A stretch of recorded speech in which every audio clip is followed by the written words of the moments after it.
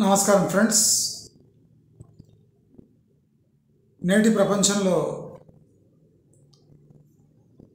మంచి చెప్పే ముందే అంటే మంచి మాటలు చెప్పే ముందే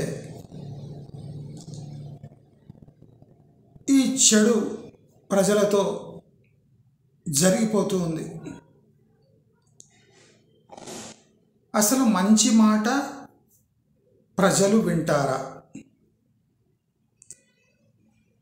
ఈ మంచి మాటలు ప్రజలకు నచ్చుతాయా? ఎంత విచిత్రం చూడండి. మంచి అనేది ప్రజలకు నచ్చాలి, ప్రజలు మెచ్చాలి. మంచి అంటే అది యూనివర్సల్లీ యాక్సెప్టెడ్ థింగ్ కాదు. నేటి ప్రపంచంలో మంచిని అంటే ఎవరికి ఎన్ని పాళ్లలో ఏ విధంగా ఎలా మంచిగా జీర్ణం చేసుకోగలరో ఆ విధంగా మనము ఆ మంచిని ప్రజల్లో తీసుకుపోవాలి. చాలామంది చేస్తున్న తప్పేమంటే మంచిని మంచిగా ప్రజల్లో తీసుకుపోతున్నారు. అందుకోసం మంచి గెలవలేకపోతుంది. మరి మంచి గెలవాలి అంటే దాన్ని మంచిగా తీసుకుపోవాలా, మంచి దారిలో తీసుకుపోవాలా? అసలు మంచి ప్రజల్లో తీసుకోపోవాలంటే దారులు ఏమున్నాయి? ప్రతిసారి మంచి ఓడిపోతుంటే, ప్రతిసారి మంచి నవ్వుల పాలవుతుంటే, ప్రతిసారి మంచి అబద్ధం ముందు లొంగుతుంటే, ప్రతిసారి మంచి తన అస్తిత్వం కోల్పోతుంటే, మరి మంచి సమాధి కావాల్సిందేనా? మంచికి అర్థం ఏముంది? మరి మంచి సమాజంలో బతకాలి అంటే ఏం చేయాలి? నేను ఈ ఛానల్ నేను అనుభవించిన క్షోభ 10 మంది అనుభవించొద్దు అంటే ఏం చేయాలి? నేను నిత్యం పడుతున్న బాధ అది వేరే వాళ్ళ బాధగా మారొద్దు అంటే ఏం చేయాలి? అసలు నేను ఎందుకు బాధపడ్డాను, అలాగే ప్రజలు ఆ విధంగా బాధపడుతున్నారా? నాకు తెలిసిన నిజం ప్రజల్లో తీసుకువెళ్ళగలను. ఇలాంటి వందల ప్రశ్నలు నేను వేసుకొని నా ఛానల్ స్టార్ట్ చేశాను. నేను నా జీవిత కాలంలో నేను ఉద్యోగంలో ఉన్నప్పుడు కుటిల నీతిని పాటించాను. అదేమంటే మంచిని తీసుకువెళ్ళటం, దాన్ని స్థాపించటం, దాన్ని నమ్మేటట్టు చేయటం ఒక పెద్ద విద్య.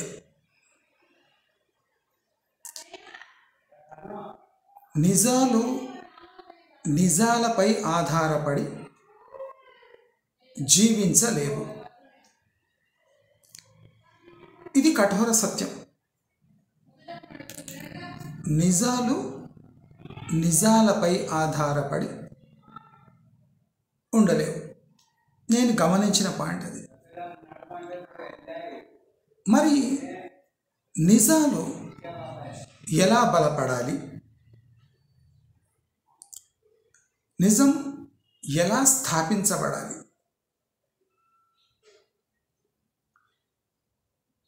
నిజాలకు డిమాండ్ తక్కువ ప్రపంచంలో నిజం నిలబడాలంటే ఏం చేయాలి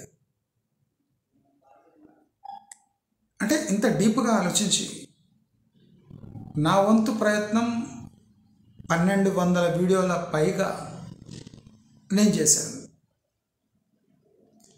నేనేమంటున్నా అంటే నా ప్రయత్నాన్ని మీరందరూ బలపరచాలి. నేనంత వ్యూహాత్మకంగా ఈ వీడియోలు చేశాను. మీకు రాబోయే కాలంలో దాని వాల్యూస్ తప్పకుండా తెలిసొస్తాయి. నేను మొట్టమొదట చేసిన ప్రయత్నం ఏమంటే ఇల్లు జాబిల్లి కాకూడదు. ఇల్లు జాబిల్లి కాకూడదు. నేను కన్స్ట్రక్షన్ క్యాల్కులేషన్స్ చూస్తుంటా కదా, అంటే ఒక మనిషి బతకడానికి, ఒక ఇంట్లో ఉండడానికి కేవలం 2-3 లక్షలు చాలు. చాలామంది అకౌంట్లలో 2-3 లక్షలు 10 లక్షలు పడున్నాయి. వాళ్ళు ఇంటికి దూరంగా ఎందుకుంటున్నారు?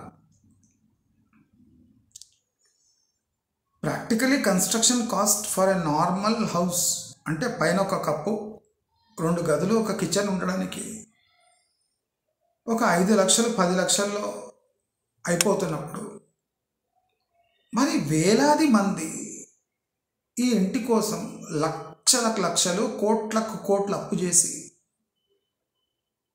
తమ జీవిత కాలాన్ని ఆ అప్పులు తీర్చే దాంట్లో ఎందుకు వ్యతీతం చేయాలి? అసలు ఇంత ఘోరం జరిగిపోతున్నప్పుడు ఎవరైనా అప్రమత్తంగా ఉండి వీళ్ళని హెచ్చరించే విధంగా ఏదైనా చేయాలి అనే ప్రయత్నంలో నేను ఛానల్ స్టార్ట్ చేశాను. ఇల్లు జాబిల్లి కాకూడదు, ఇది నా థీమ్.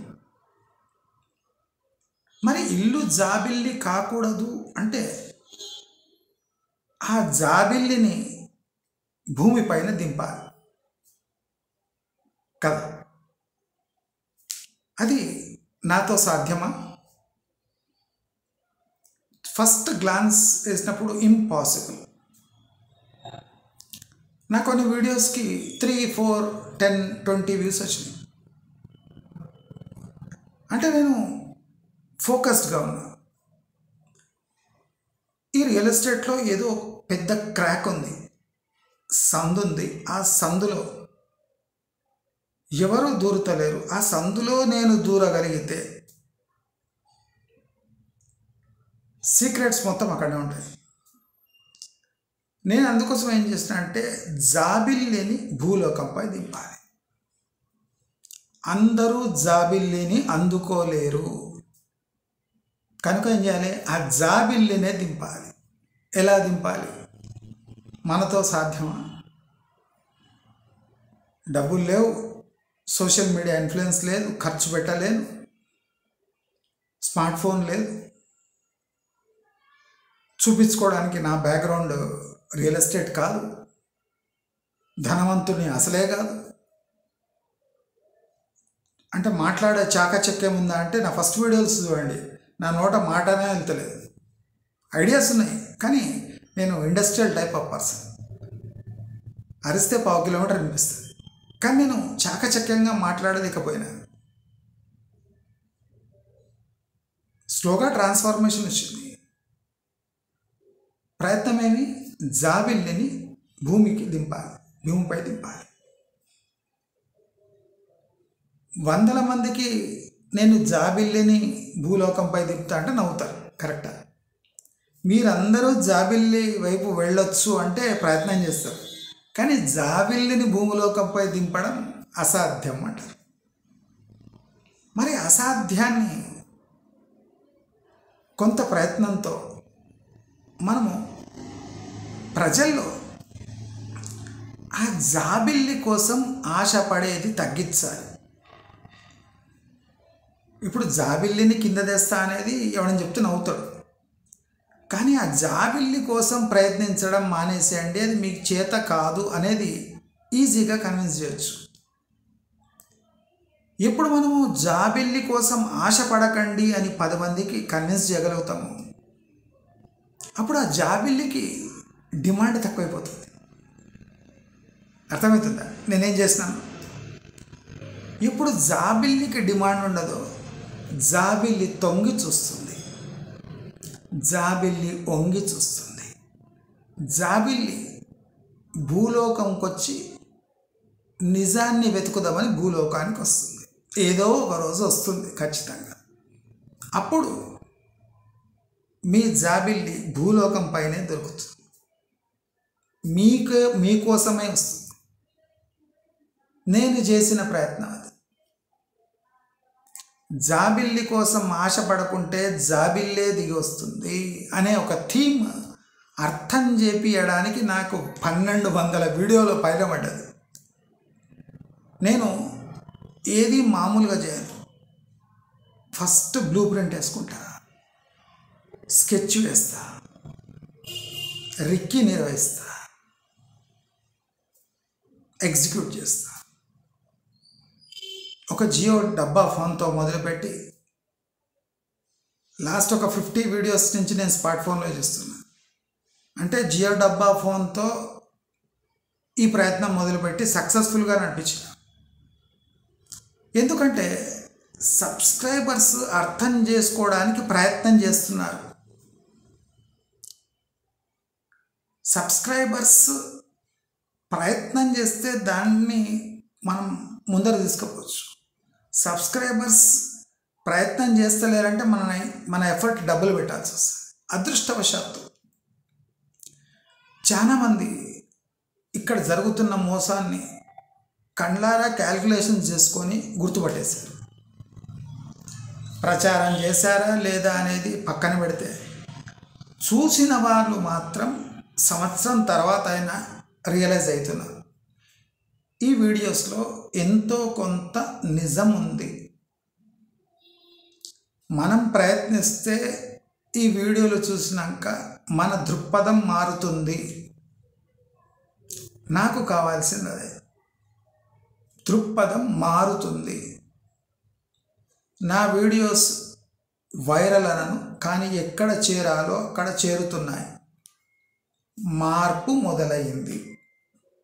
మీకు అనిపిస్తూ లేకుండొచ్చు, అరే వీడేం చేస్తాడు, 16,000 సబ్స్క్రైబర్ పెట్టుకొని వీడేం వీక్తాడు. నేను ప్రాక్టికలీ చాలా డేంజరస్ మనిషి. ప్రాక్టికలీ నేను పక్కా స్కెచ్ చేస్తాను. చూడండి, నా వాయిస్ అది ఇంపుగా లేకపోయినా నా మెసేజ్ 100 రకాలుగా ఒకే ఏరియాపై ఫోకస్ చేసిన, 100 రకాలు ట్రిక్స్ యూజ్ చేసిన. కొన్ని లక్షల మంది వీడియోలు చూస్తుంటే అందరికీ ఒకే ట్యాబ్లెట్ ఇస్తే సరిపోదు. నేను 1000 రకాల ట్యాబ్లెట్లు చేసి అందిస్తూ ఉంటా. ఏదో ఒక ట్యాబ్లెట్ గ్యారంటీగా పనిచేస్తుంది వీళ్ళ మీద. నా రెండో ప్రయత్నం, మీ భవిష్యత్తు వాయిదాల పాలు కావద్దు. నేను ఇవన్నీ అనుభవించే మీకు చెప్తున్నా. నాలో మార్పు తెచ్చుకొనే మీకు చెప్తున్నా. నేను ఎప్పుడు మా ఇంటికి వచ్చిన వాళ్ళకి చెప్తుంటా, 15-20 ఏళ్ల క్రితం మీరు చూసిన నేను ఎప్పుడూ చచ్చిపోయా అని చెప్తుంటా. నన్ను నేను చంపేసుకున్నా. రేపు చూడాలి అంటే వాళ్ళని చంపేయాలి. నిర్దాక్షిణ్యంగా నన్ను నేను 20 ఏళ్ల క్రితం 15 ఏళ్ల క్రితం చంపేసుకున్నా. నాకు టైం పట్టింది నన్ను నేను చంపుకోవడానికి. కానీ అందరూ అలా చేయలేరు, అంత కఠోరంగా మారలేరు, అంత నిర్దాక్ష్యంగా నిర్దాక్షిణ్యంగా ఆలోచించలేరు. మరి వాళ్ళ పరిస్థితి ఏమి? వాయిదాల బతుకులు వాళ్ళు ఎందుకు బతకాలి?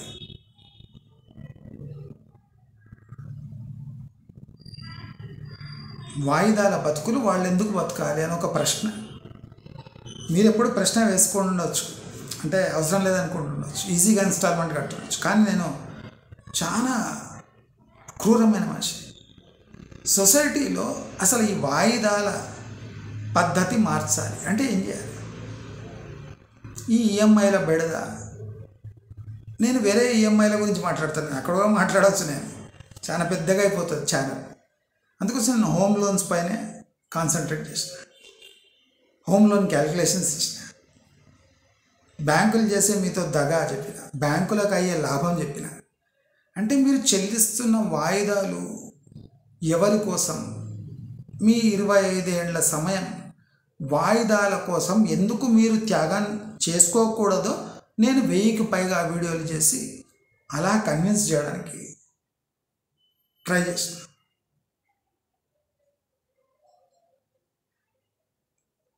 మీ కళ ఇల్లు కావచ్చు, మీ కళ ఇల్లు కావచ్చు, మీ పిల్లల కళ ఇల్లే అని మీరు గ్యారంటీగా చెప్పలేరు. మీ ఇంట్లో ఉన్న వాళ్ళందరినీ మీరు ఒక ఇల్లు తీసుకొని ఎందుకు బాధ పెట్టాలి? ఇది మూడో ప్రశ్న.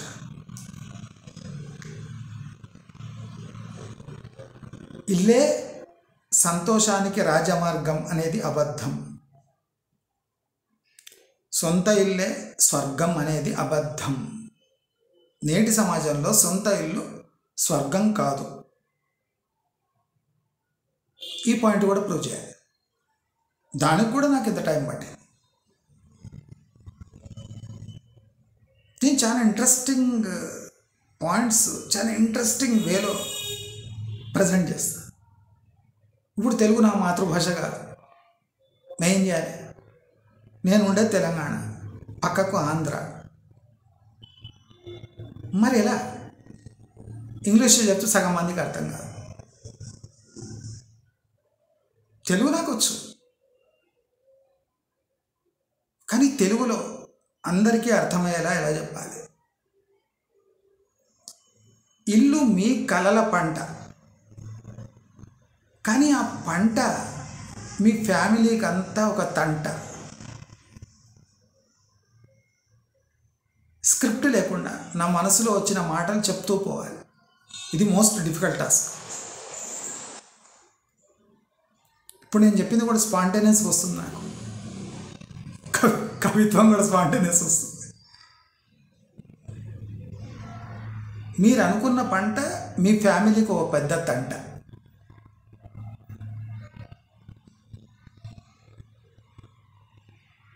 అది సమయానుకూలంగా వాళ్ళలో పెడుతుంది మంట. మస్తు వస్తుంది.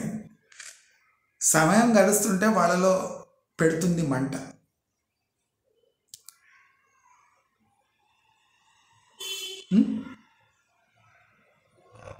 వాళ్ళ భవిష్యత్తుకు తెస్తుంది తంట. కాదంటారా? చాలామంది హోమ్ లోన్స్ తీర్చే వాళ్ళ ఫ్యామిలీస్లో జరిగే ఘర్షణ నేను చూశాను. మా ఇంట్లోనే నేనే చూశాను, నేనే అనుభవించాను. అంటే నేను ఇప్పుడు 10th క్లాస్, నేనేం చేయలేదు. ఆ మంట చూశాను, ఆ బాధ చూశాను, చెదిరిపోతున్న కళలు చూశాను. ఆ ఈఎంఐలో టోటల్ ఫ్యామిలీ ఇమిడిపోయి బాధపడే రోజులు చూశాను. మరి ఇలాంటి వారికి అంటే ఇల్లే కళ, ఇల్లే నా గోల్ అనుకునేవారు ఒక్కసారి వెనక్కి తిరిగి మీ పిల్లలను, మీ భార్యను, మీ ఇంట్లో వాళ్ళను ఒక్కసారి చూడండి. వాళ్ళ ఆశలు అడియాసలు అవుతున్నాయా? వాళ్ళ ఆశలను మీరు ఇల్లు పేరుతో తొక్కేస్తున్నారా? ఒక్కసారి వెనక్కి తిరిగి చూడండి. మీ కళ కూడా నా కళనేనా అని ఒక్కసారి అందరినీ ఒక చోట కూర్చోబెట్టి అడగండి. వాళ్ళ మనసు మీరు గుర్తించగలిగితే మీ కళ వాళ్ళ కళ కాదు కాదు కాదు అని ఘోషిస్తూ ఉంటాయి. నేను చేస్తున్న ఇన్నేళ్ల ప్రయత్నం ఈ 3 పాయింట్స్ అందరికీ అర్థం కావాలని, నా భాష కాకపోయినా తెలుగు భాషలో నాణ్యత గల భాషను వాడి మీ అందరినీ ఒప్పించాలని నా ప్రయత్నం కొనసాగుతూ ఉంటుంది. మీరందరూ అర్థం చేసుకొని నా వ్యూహంలో మీరు భాగం కావాలి. నా గంటల సమయం మీకోసం ఎందుకు వెచ్చిస్తున్నానంటే మీ జీవితంలో ఏదైనా మంచి మార్పు తేగలిగితే నా ముదనష్టపు జీవితానికి దానికన్నా భాగ్యం ఏది లేదు.